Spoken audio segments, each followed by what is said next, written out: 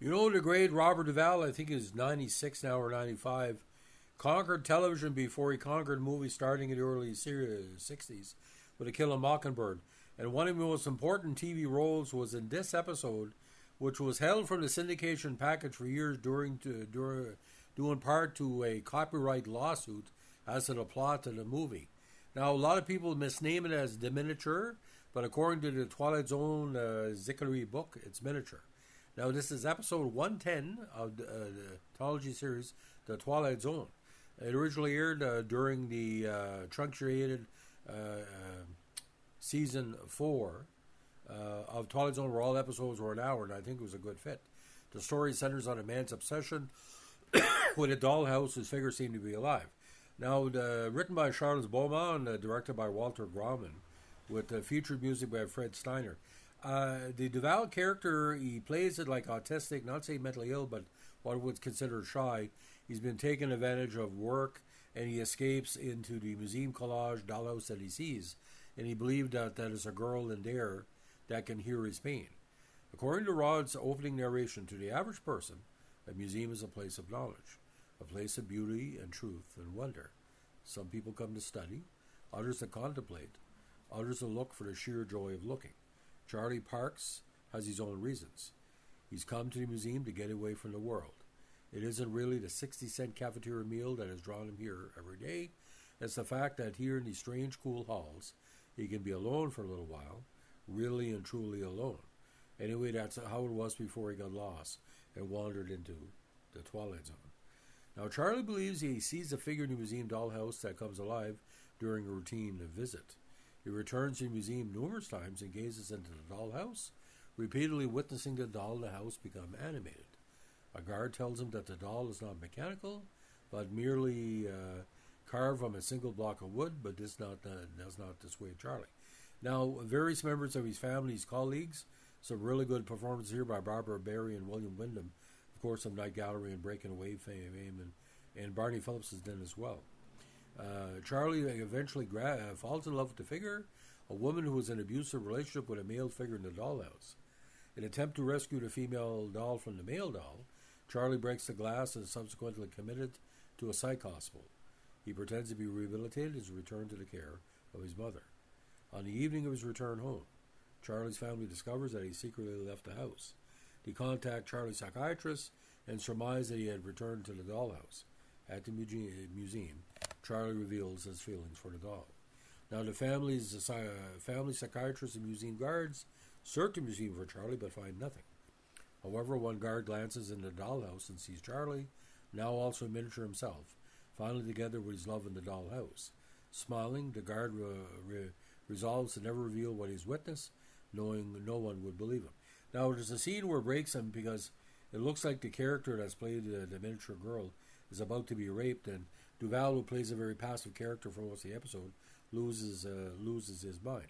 Now, ironically, this was one of the strongest triplets of the season. The previous one, of course, was Jezebel, written by Earl Hamner of Walton's fame, talking about witches and the Appalachian Mountains.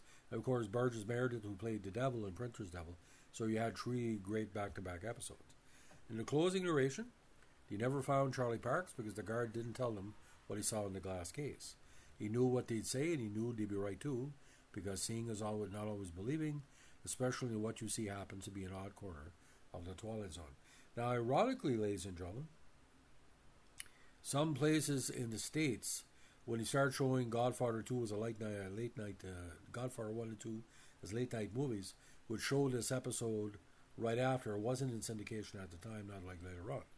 Now, because of a pending copyright lawsuit of an earlier script that had been submitted with essentially the same concept, the episode was not included in the original syndication package of The Twilight Zone.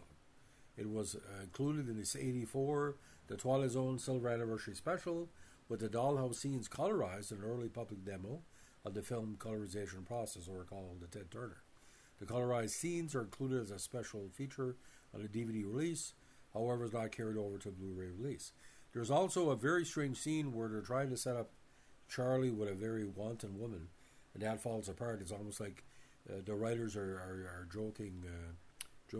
So Robert Duvall plays Charlie, Pert Kelton is Mrs. Parks, Barbara Barra is Myra, William Wyndham as Dr. Wallman, John McLean as the museum guard, Barney Phillips as Diamel, Claire Griswold as a doll, Alice, Lenny Weinwib as Buddy, Joan Chambers as Harriet, Chet Stratton as museum guard, Nina Roman as the maid, Richard Ann Garolo as the suitor, and in a bit part, an early role for her, Sally Kellerman as an office worker.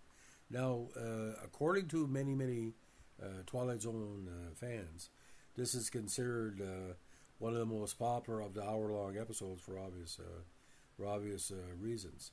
Now, miniature can best be described as like for the misfits, not saying the nerds, but the misfits out there.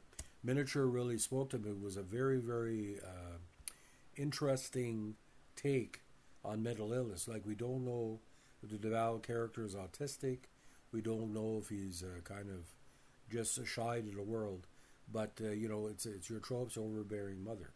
Now because of disorder not being known in the U.S. at the time, Charlie displays an array again of classic symptoms of Asperger's syndrome, an autistic spectrum disorder not identified in the English-speaking world that then Hans Asperger's original paper was translated in English and published in 1991. Now, the keyboard music was quite nice, being played by the doll figurine as a theme music from the first movement of Mozart's Piano Concerto No. 11 in A minor, published in 1784. Although performed on a harpsichord in the soundtrack, the sonata was far composed for the fourth piano, the forerunner of the modern piano. The third movement of the famous Sonata Allo Turco Allegretto is one of Mozart's most widely recognized compositions. It is popularly known as the Rondo alla Turca. Now, actress Claire Griswold, who played the doll, is the wife of Oscar-winning director, producer, and actor Sidney Pollack, who also was in Twilight Zone. The couple was married for 50 years, from 1958 to Pollack's death in 2008. Now, the plot is quite strong, but the biggest problem that people have with the episode is this. The miniaturized piano would not only be able to produce very high notes because of the short length of its strings. The mass and tension of the string also affected the pitch produced, but the strings could not be made by massive and loose enough to compensate for a short length. But he's hearing the music in his mind, so that's really not considered a goof. So if you have a chance, ladies and gentlemen, Amazon Prime in Canada shows every episode of the Twilight Zone except that Crosby one, Come Wander With Me. I don't know why, maybe copyright. But the colorized scenes are not in they're not on the Blu-ray as well if you're looking for them. So, ladies and gentlemen, if you like what we're doing here, we're a Twilight Zone podcast, especially the 1 hour fourth season. There's some gems there. Let us know with a like, comment, subscribe, or share. Bye.